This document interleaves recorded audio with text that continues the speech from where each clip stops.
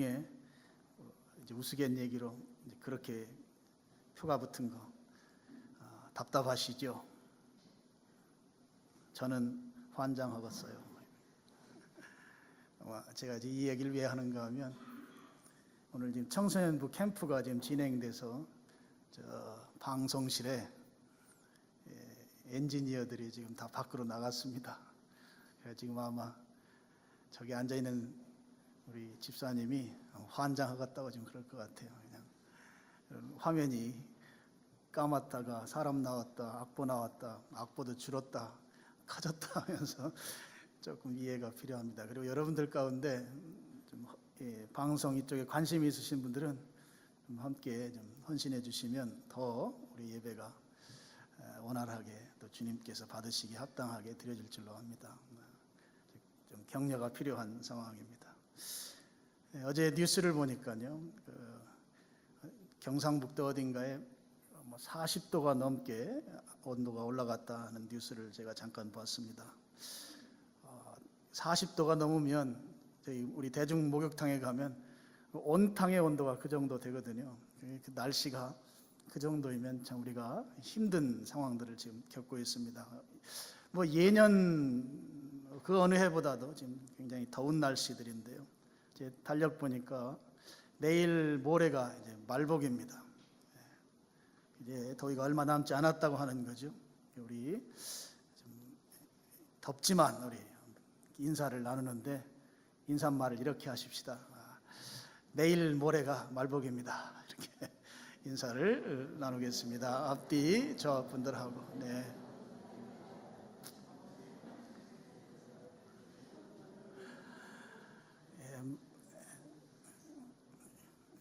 말복하니까 누가 침을 삼키시는데 맛있게 드시기 바랍니다. 시편 23편 말씀인데요, 저희가 2주 전에 말씀을 나눈 적이 있습니다.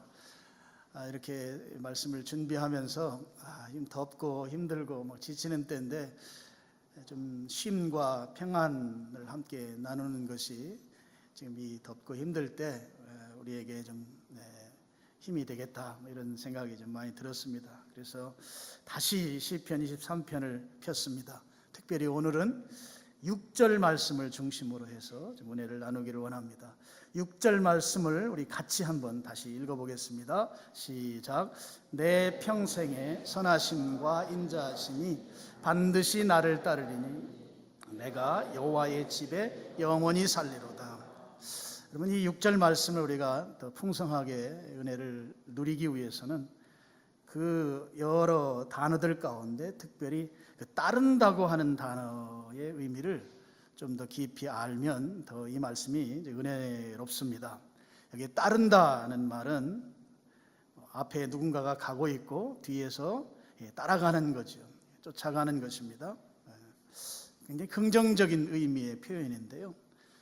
우리 성경이, 구약 성경이 히브리 말로 되어 있습니다. 히브리 말에 따른다고 하는 이 단어를 보면 긍정적 의미가 아니에요. 물론 긍정적 의미도 포함합니다만 조금 더 부정적인 그런 뉘앙스를 갖는 단어입니다.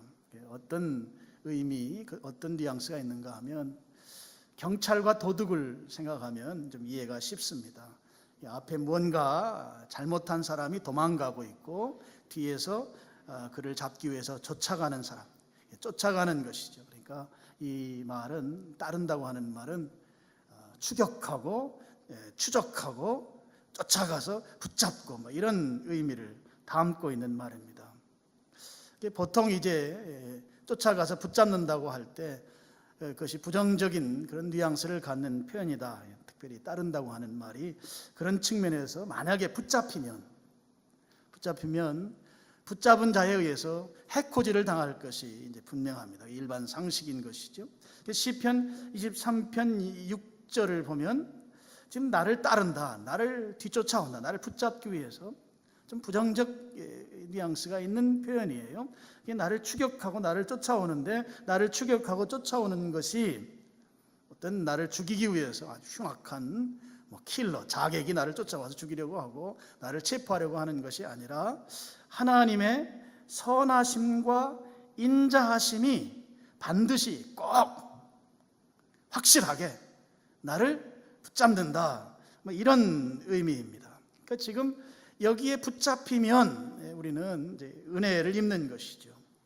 특별히 이제 두 가지 하나님의 그 특별한 은혜를 소개하는데요. 하나는 이제 선하심이고 또 다른 하나는 인자하심입니다.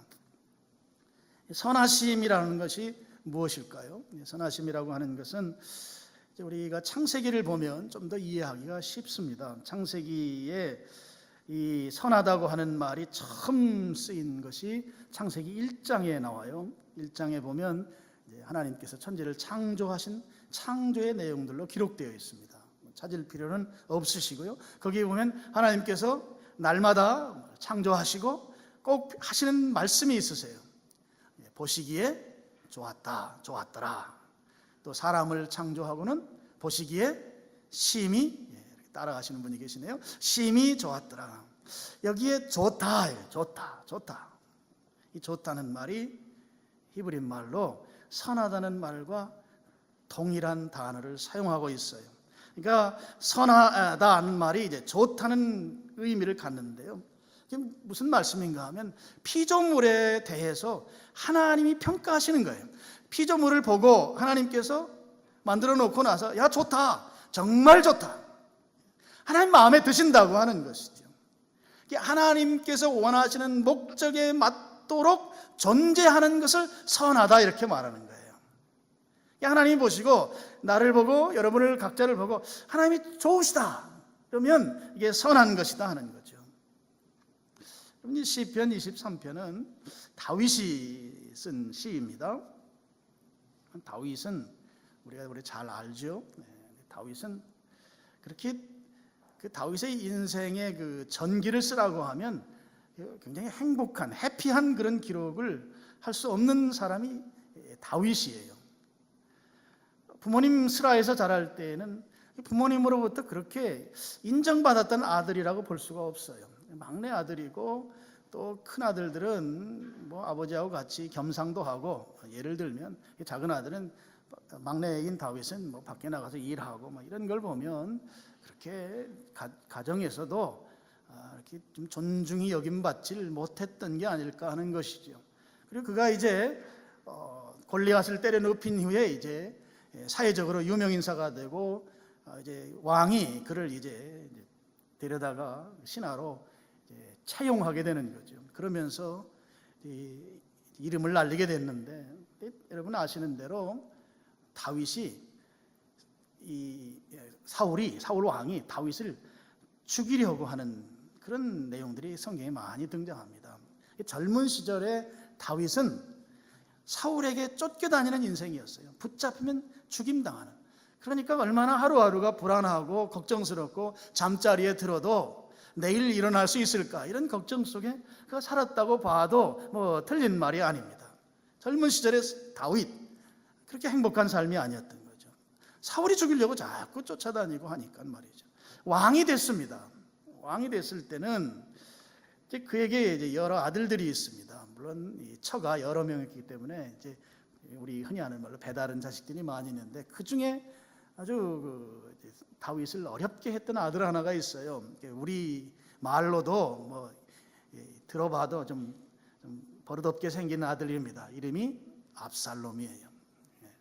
압사할롬이 아니고 압살롬입니다. 이 아들이 아버지를 내쫓았어요. 자기가 왕이 되겠다고 하면서 왕자의 난을 일으킨 거예요. 그러면 이 아버지가 또 그 아들을 피해서 도망 다니는 거죠. 이게 얼마나 고통스럽겠습니까? 남도 아니고 또 외적에 의해서 쫓겨났다더니 그것도 아니고 아들이 아버지를 죽이겠다고 달려드는 상황입니다.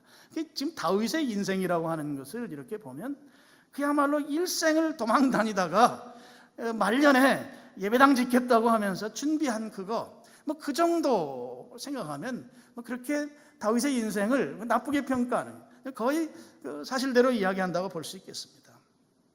다윗은 붙잡히면 해를 당하는, 붙잡히면 죽을 수도 있는 그런 곤고한 삶을 살았던 사람입니다.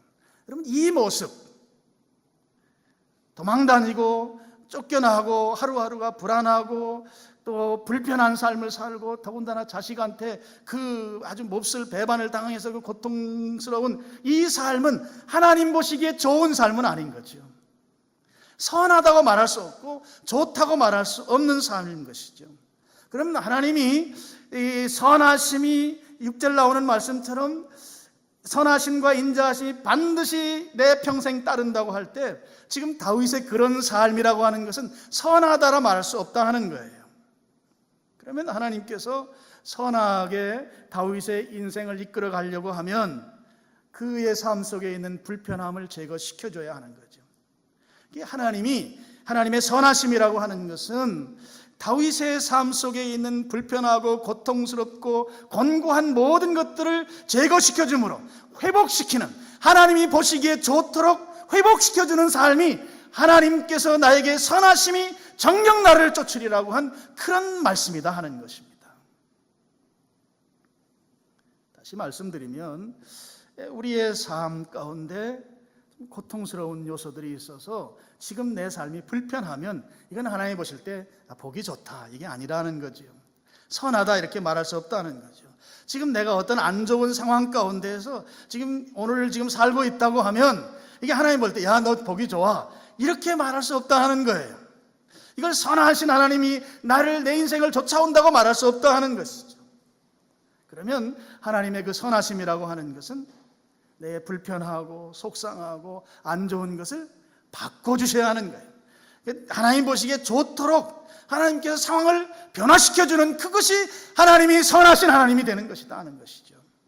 하나님의 속성은 선이에요.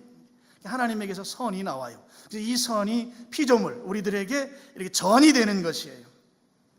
그래서 하나님께서 우리를 향해서 선하신 분이다 하면 하나님 보기 좋은 상태로 우리를 회복시켜 주시고 바꿔 주신다고 하는 그런 하나님의 은혜가 그 속에 있는 것입니다. 다윗이 내 평생에 하나님의 선하심이 반드시 나를 따르리니 하나님께서만이 나를 하나님이 보시기에 좋도록 나를 바꿔 주신다. 이런 고백, 이런 선포를 지금 하고 있다 하는 것입니다. 오늘 이 예배에 참여한 여러분들에게도 하나님의 선하심이 임하기를 축원합니다. 그래서 하나님이 내 인생 보고 우리 가정 보고 야 보기 좋다. 하나님이 바꿔주셔서 하나님의 선하심이 우리의 삶 가운데 충만히 임하셔서 하나님의 그 축복을 그 선하심의 복을 여러분 다 누리시기를 축원합니다. 아멘 좀 크게 하셔요. 네. 아멘입니다. 오늘 두 번째로 하나님의 인자하심이 반드시 나를 좇으리라 그랬어요. 하나님의 인자하심입니다. 이 인자하심이라고 하는 것은 여러분 그 히브리 말을 좀 들어보셨을 거예요. 헤세드라고 하는 말인데요. 한마디로 말하면 변하지 않는 사랑이에요. 하나님의 신실하심을 말해요. 하나님이 변하지 않는 사랑. 여러분 변하지 않는 사랑을 가진 존재가 이 땅에 있을까요? 이 땅에서 가장 변하지 않는 사랑은 부모님의 자식 사랑일 거예요. 여러분 다 동의하실 겁니다. 근데 부모님이 베푸는 자식에 대한 사랑도 그때그때 달라질 때가 있어요.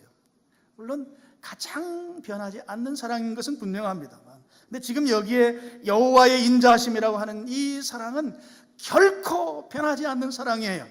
그래서 결코 변하지 않는 사랑은 희생을 동반하는 사랑이에요. 그래서 예수 그리스도 하나님의 독생자이신 예수님을 죽임에 내놓으면서까지 우리를 사랑한 그 사랑이에요. 그래서 이 사랑이 헤세드, 변하지 않는 사랑이고 오늘 성경에 말하는 인자하심인 거예요.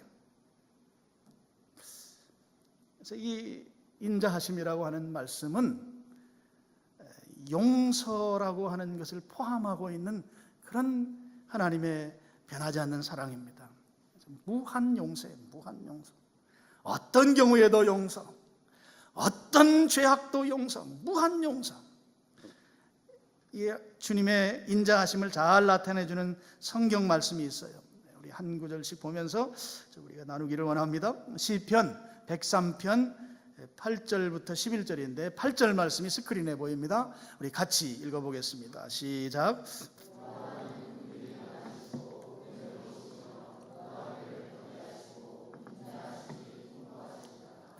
거기 이 말씀에 보면 하나님은 긍휼이 많으시고 은혜로우시고 노하기를 더디하시고 인자하심이 풍부하시도다. 인자하심은 변함없는 사랑, 진실한 하나님의 사랑이라고 말씀드렸습니다.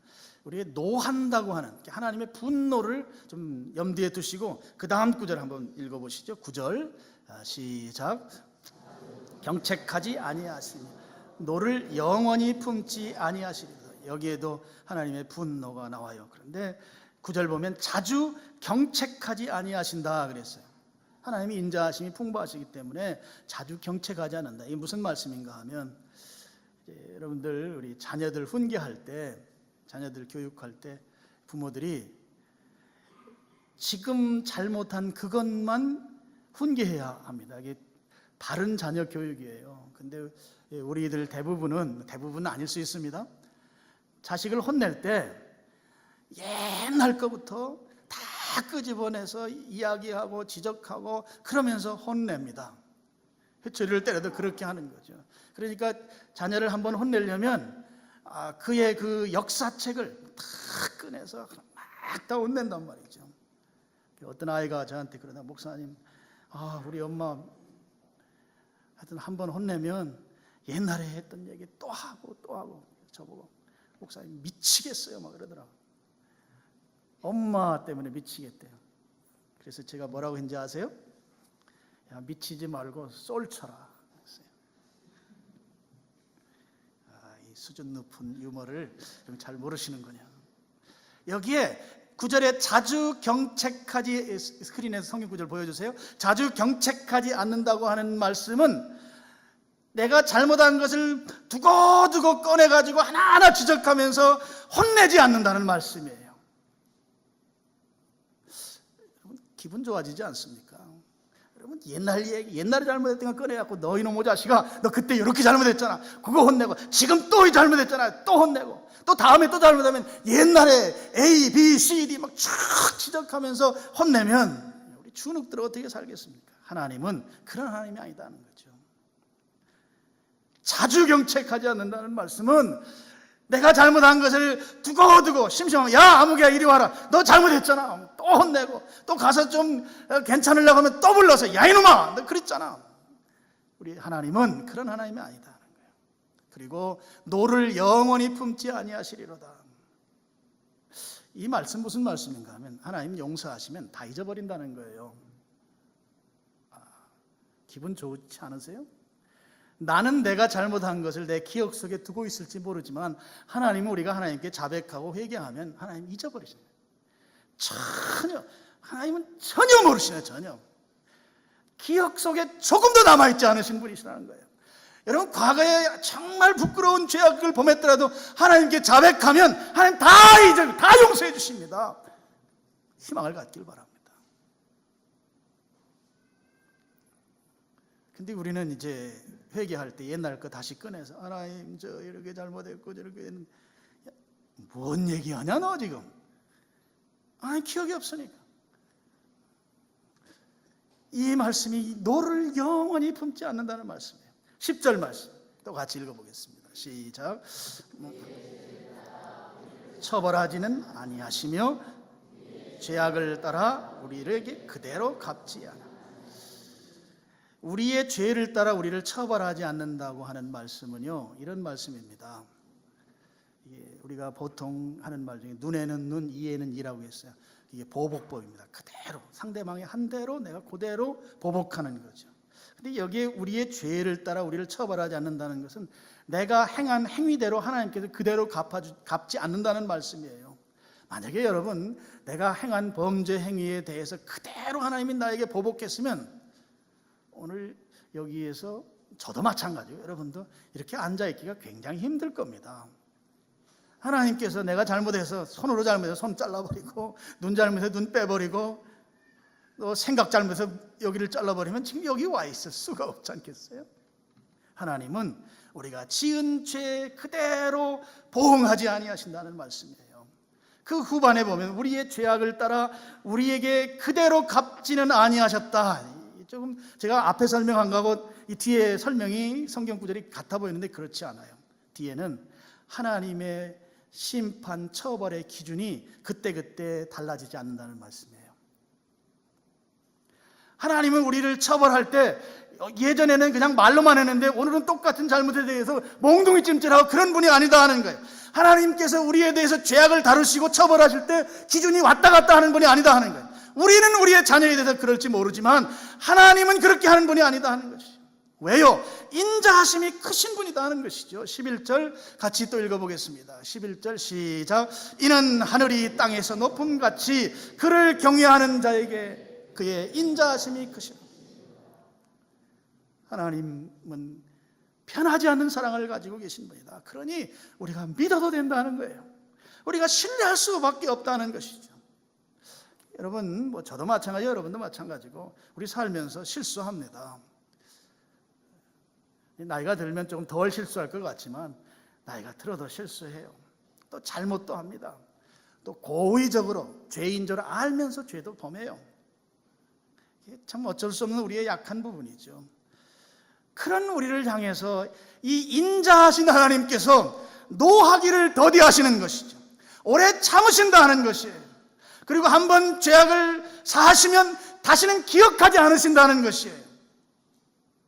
자, 그 생각해 봤어요. 왜 하나님이 노하기를 더디하시고 또 두고두고 죄 하나 잘못하면 그때그때마다 불러다가 혼내고 그렇게 아니하시고 그리고 우리가 범한 죄대로 그대로 보응하지 아니하시는 그런 분이실까?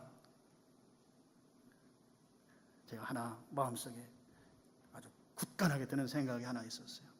하나님께서 나에 대해서, 여러분에 대해서, 우리에 대해서 하나님이 포기하지 않으셨다 하는 거예요. 하나님은 우리들에 대해서 노하기를 더디하시고 오래 참으시고 그대로 우리가 한 행위대로 그대로 견책하고 징벌하지 않으시는 이유는 우리에 대해서 기대를 가지고 계시다는 것이죠. 하나님이 희망을 버리지 않으셨다는 것입니다. 우리 가운데 내 인생 다 끝났다, 나는 더 살 소망조차도 없다, 난 희망이 없어, 이제 차라리 죽었으면 좋겠다. 혹시 그런 생각으로 고민해 본 적이 있으신 분이 계신가요? 하나님께서 말씀하십니다. 아니세 이 사람아, 아직 안 끝난 거야. 내가 안 끝났는데 자네가 왜 끝냈다고 포기하는가? 이게 노를 품지 아니하시는 하나님의 인자하심이다 하는 거예요. 하나님이 안 끝났는데, 하나님이 나를 향해서 아직 안 끝냈다고 희망을 가지고 계신데 내가 왜 포기하고 내가 끝났다고 말하는가? 그럴 수 없다 하는 것이죠. 여러분, 우리 스스로에 대해서 스스로가 실망할 때 있잖아요. 아, 내가 이 정도밖에 되지 않는가? 내가 예수님 믿은 지가 10년이요 20년 30년의 교회 직분도 중직자인데 내가 이 정도밖에 되지 않는가?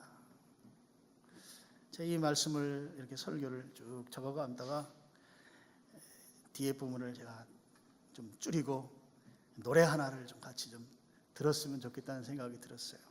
그래서 이제 영상으로 노래가 나올 텐데요. 여러분 들으셔도 좋고 같이 따라 불러도 좋습니다.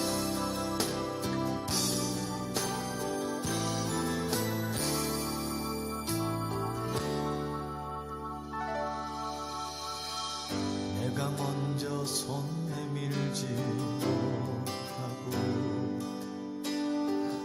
내가 먼저 용서하지 못하고 내가 먼저 웃음 주지 못하고 이렇게 머뭇거리고 있네. 그가 먼저 손 내밀기 어렵고 그가 먼저 용서하길 원했고 그가 먼저 웃음 주길 원했네. 나는 어찌 된 사람인가. 오 간교한 나의 입술이여, 옹졸한 나의 마음이여, 왜 나의 입을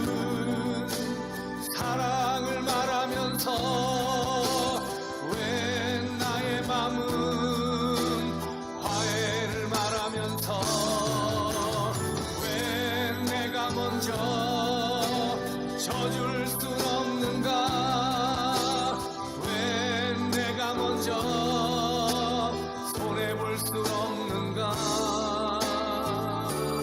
오늘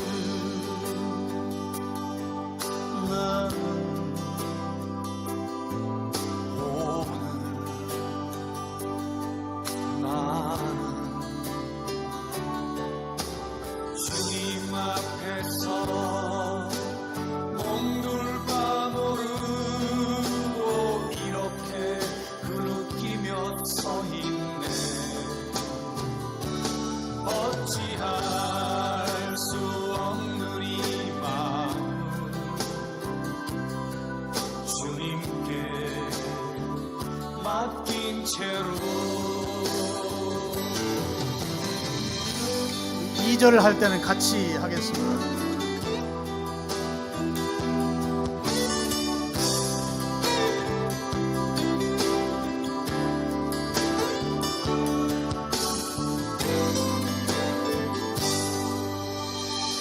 내가 먼저 섬겨주지 못하고 내가 먼저 이해하지 못하고 내가 먼저 높여주지 못하고 이렇게 고집 부리고 있네. 그가 먼저 섬겨주길 원했고 그가 먼저 이해하기 원했고 그가 먼저 높여주길 원했네. 나는 어찌된 사람인가?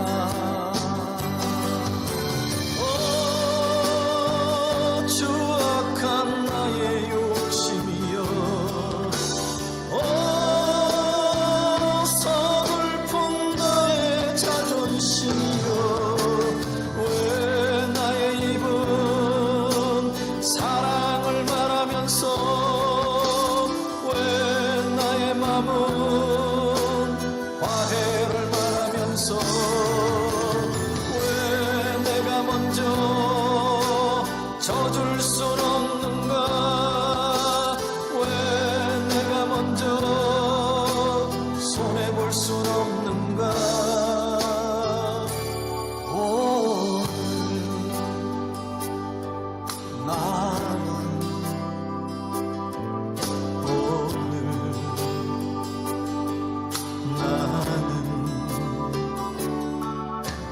주님 앞에서 몸둘바 모르고 이렇게 흐느끼며 서 있네.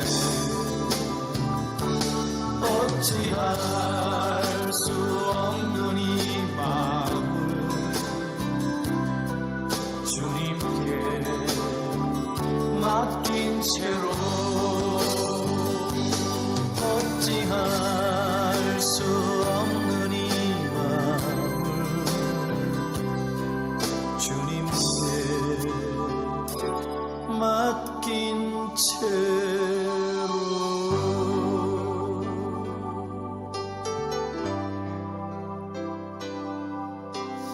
우리 신앙생활 이제 오래 하다 보면 하나님의 말씀 또 하나님의 의도, 의지 우리가 다 대부분 압니다. 100%다 안다고는 할 수 없지만, 근데 그대로 살지 못하는 것에 대한 괴로움이 있어요. 그래서 내 자신에 대해서 내가 좀 실망하고 참 어찌할 수 없는 마음과 실제 행실이 다른 데 대해서 주님 뜻대로 사는 것에 대해서 동그라미를 치지만 실제 생활은 주님 뜻과는 많이 거리가 있는 삶을 사는, 스스로를 자책하게 되는 거죠.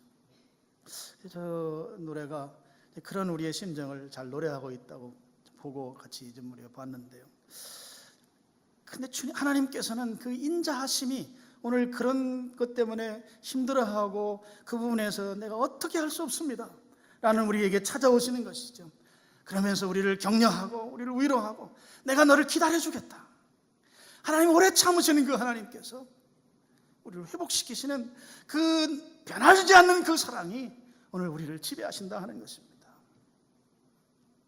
기다려주시는 거예요. 기다려주시는 하나님입니다. 그래서 그 변함없인 사랑이 나를 오늘 이끄시고 격려하시고 내가 자넨 충분히 할 수 있다고 주님이 말씀해 주시는 거예요. 내가 기다리겠다고 주님이 그 사랑으로 우리를 지금 바라보고 계시다고 하는 것입니다. 여러분 6절 상반절은 내 일생 동안 내 평생 하나님의 선하심과 인자하심이 반드시 나를 따른다 했습니다. 무슨 뜻인가요? 내가 예를 들어서 내가 다른 길로 도망가려고 해도 하나님의 인자하심, 하나님의 선하심이 나를 붙잡으려고 내가 도망갈지라도 끝까지 추적해서 기어코 하나님의 선하심과 인자하심의 그 자리로 나를 이끌어 오신다고 하는 말씀입니다. 6절 하반절이 이제 비로소 무슨 의미인지 알게 돼요. 6절 하반절 내가부터 우리 같이 읽어보겠습니다. 6절 하반절 시작. 내가 여호와의 집에 영원히 살리로다. 하나님께서 끝까지 추적해서 하나님의 선하심, 나를 좋다고 여기시도록 하나님 바꿔주시는 그 하나님의 회복하시는 하나님의 사랑과 또 무한히 참으시고 기다리면서 나를 용서해 주시는 하나님의 인자하심이 나를 체포한 거예요. 그 사랑이 나를 덮으신 거예요. 그러니 내가 여호와의 집에 영원히 살 수밖에 없지 않겠습니까? 하나님께서 나를 회복시켜 주시는 거예요. 이게 선하심이에요. 하나님 보시기에 좋도록 나를 바꿔주십니다. 내가 바꾸는 게 하나님 바꿔주십니다. 그리고 나를 무한히 용서하시고 진노하지 않으시고 오래 참으시고 기다려주십니다. 그런 하나님의 선하심과 인자하심이 나를 붙들기 위해서 쫓아오신다는 거죠. 여러분 도망칠 수 있겠습니까? 도망칠 수 없습니다. 피할 수 있겠습니까? 하나님의 사랑을 어떻게 피합니까? 피할 수 없습니다. 그런 측면에서 우리는 영원히 행복한 삶이 보장된 사람들이에요. 내가 여호와의 집에 영원히 거하리로다 라고 고백할 수밖에 없는 존재들인 것을 믿으시기 바랍니다. 여호와의 집에 영원히 거한다. 하나님과 늘 동행하며 함께 산다고 하는 것이죠. 여러분, 내가 예수님을 주와 그리스도로 고백하셨습니까? 그분이 나의 주님이십니까? 그들에게는 이미 행복한 삶이 보장되어 있습니다. 문제는 그런 줄 모른다고 하는데 문제가 있는 거예요. 여러분 옛날 시골에서 가축을 키울 때 이제 우리를 만들어서 울타리를 해가지고 키우는데 오랫동안 울타리 안에 키우다 보면 문을 열어놔도 이 가축들이 밖으로 나가지를 않아요. 그것이 그냥 자기의 생인 줄 알기 때문에 그렇죠. 물론 시간이 더 지나면 이제 밖으로 나갑니다만 그 짐승들조차도 우리에 가둬놓고 오랫동안 키워놓으면 나갈 수 있도록 출구를 열어놓아도 나가질 않고 있다는 거예요. 그러면서 말하는 거죠. 밖에는 뜯어먹을 풀이 더 풍성하고 목초지가 아주 좋은데 왜 여기에 우리를 가둬놓습니까? 우리에게 자유를 주십시오. 문을 열어주세요. 말하는 거죠. 실제는 이미 열려 있는데. 여러분 이제 해외 외국에 여행 가면 이제 호텔에 묵을 때 호텔에 보통 아침 식사가 하룻밤 자면 식사가 포함이 돼요. 보통 그렇습니다. 그러니까 하룻밤 자면 그 뒷날 아침은 호텔에서 제공합니다. 이 호텔에서 내가 하룻밤을 묵었어요. 그럼 이제 아침에 일어나서 가서 밥을 먹으면 그건 공짜예요. 이미 다 돈을 지불한 거죠. 근데 우리가 그런 경험을 갖고 있지 않기 때문에 가서 아침밥을 먹으려면 돈을 따로 내는 것으로 생각하고 밥을 굶거나 아니면 다른 방법들을 찾습니다. 이미 돈이 다 지불됐는데도 우리가 지불된 것을 모르면 배고픈 채로 지낼 수밖에 없다 하는 것이죠.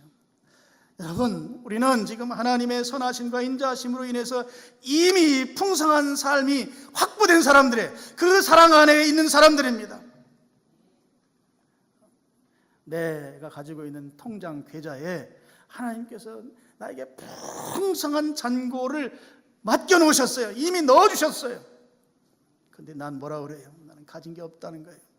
나를 왜 이렇게 불행하게 만드느냐고, 내가 왜 이렇게 가난하게 살아야 되냐고, 나는 희망 없는 존재라고 그렇게 막 괴로워하고 또 짜증을 내고 그렇게 살고 있단 말이죠. 이미 행복을 확증해 놓으셨는데 내가 누리질 못하고 있는 것이다 하는 겁니다. 아유, 목사님, 그건 설교지요. 난 지금 힘들어 죽겠는데 무슨 말씀이요? 이렇게 저에게 반문하는 분들이 혹시 계실지 모르겠습니다. 여러분, 힘듦의 과정 속에 하나님이 선하심과 인자하심으로 우리에게 함께 하십니다. 이스라엘 민족의 광야 생활이 얼마나 힘든 상황이었어요. 근데 그 속에서 하나님이 너희들 버리지 않았다. 그래서 아침마다 만나를 주신 거예요. 나 너희들과 함께 하는 걸 봐라, 이것이에요. 그리고 그 태양빛 뜨거운 장렬하는 그 광야에서 머리에 구름이 있잖아요. 구름이. 나 너희들과 함께 있단 말이야. 이걸 경험하고 누리라는 것이죠. 저는 여러분이 지금 힘들고 고통스러운 삶 가운데 있는 분들에게 그렇게 말씀드리고 싶어요. 산모가 이제 처음에 임신했을 때는 잘 모르지만 이제 배가 불러지면서, 지금 우리 이제 배가 부른 우리 집사님도 있지만 이제 힘들어요. 이 더운 여름이 얼마나 힘들겠어요. 근데 이제 더 힘든 것은 출산할 때 더 힘들어요.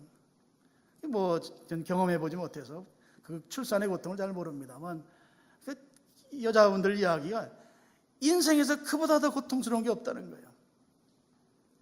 근데 여러분, 임신하고 아이를 출산하는데 물론 요즘에 의학이 발달해서 고통을 피할 수 있는 방법들이 있긴 있습니다만 그거 피할 수 없는 것이죠. 근데 그 고통을 지나면 뭐가 생겨요? 자녀가 생겨요. 하나님의 선물이 내게 주어지는 것이죠. 이게 산통 이후에 하나님의 축복이 있다는 걸 여러분 믿으시길 바랍니다. 지금 내가 겪고 있는 이 어려움들은 이 이후에 주실 하나님의 크고도 놀라운 이 축복이, 하나님이 지금 손안뜻 가득 안고 나를 기다리고 계시다. 이 믿음을 가지실, 정말 축복해요. 힘드시지만 힘든 가운데 주님 함께 하신다니까요. 내버려 두지 않으세요. 결코 내버려 두지 않으세요. 함께 하십니다. 함께 하시는 것은 여러분이 그걸 잘 기억하지 않으시니까 그런데요. 주변에서 나하고 가까운 사람의 그 따뜻한 말 한마디가 천사의 말로 오는 거예요. 하나님 함께 하십니다. 자녀의 그냥 지나가는 말 한마디가 부모에게 큰 위로가 되는 거예요. 그게 하나님의 함께 하심이에요. 여러분, 교회에서 목회자가 어떤 말 한마디 하고 설교 중에 여러분, 이 설교 가운데 여러분 하나님 음성 들리잖아요. 그 음성이 하나님 함께 하는 거예요. 지금 고통스러운데 거기에 매여 있으면 안 되는 것이죠. 산고 이후에 자녀를 선물로 받습니다. 그래서 어떤 산모가 산고가 고통스러워서 아이를 낳지 않겠다고 하는 산모가 없잖아요. 그래도 병원 찾아가고 너무 힘들면 수술하고 뭐 이러는 거 아닙니까? 산고 이후에 자녀 출산이라고 하는 최고의 선물이 기다리고 있어요. 이 과정을 그래서 하나님과 함께 겪어나가는 것이에요. 지금 힘들고 날도 덥고 그렇지만 하나님의 선하심과 인자하심이 그 다음 말이 뭐예요? 반드시 꼭 절대적으로 예외사항 없이 누구에게나 다 동일하게 예수님을 주와 그리스도를 고백하는 자들에게는 반드시 쫓아가서 선하심과 인자하심으로 너희를 체포하고야 말겠다. 할렐루야. 오늘 점심 메뉴가 뭔지 모르지만 맛있게 드시길 바랍니다. 힘들어도 맛있게 드셔야 또 힘듦을 이겨낼 수 있습니다. 너무 스트레스도 받지 마시고 그냥 자꾸 막 걱정 근심이 머릿속에서 맴돌면 그거 떼서 버리세요. 안 버려지면 머리를 콘크리트에다 치지 말고 그냥 스펀지 같은 데 치면서 야 떠나가라 이놈아 하면서 좀 조금은 여유 있게 사는 여러분 되시기를 주님의 이름으로 축원합니다. 아버지 하나님, 저희들을 사랑해 주셔서 우리를 선하심과 인자하심으로 우리의 인생을 끝까지 추격해서 반드시 여호와의 집에 영원히 살도록 만들어주시는 그 하나님을 믿습니다. 오늘 우리의 삶 가운데 힘들고 고통스러운 것들이 있지만 이것은 산고의 과정으로 여기고 이 과정 가운데서 주님이 함께 하심을 믿게 하여 주시옵소서. 눈으로 보게 하여 주시옵소서. 체감하면서 이 힘든 과정을 겪어나가는 저희들이 되게 하여 주시옵소서. 너무 힘든 것들에 얽매여서 거기에 휘둘리지 않는 저희들 되게 해주시기를 원합니다. 여유 있게 넉넉하게 오늘 이 시대를 살아가는 모든 성도들 다 되게 하여 주시옵소서. 속썩이는 것, 문제거리, 그것은 하나의 일시적인 것으로 주님이 우리에게 더 좋은 것 주시려고 산고를 주신 것으로 믿고 이 과정을 슬기롭게 기쁨으로 넉넉하게 지나가는 저희들 되게 해 주시옵소서. 예수님 이름으로 간절히 기도드렸습니다.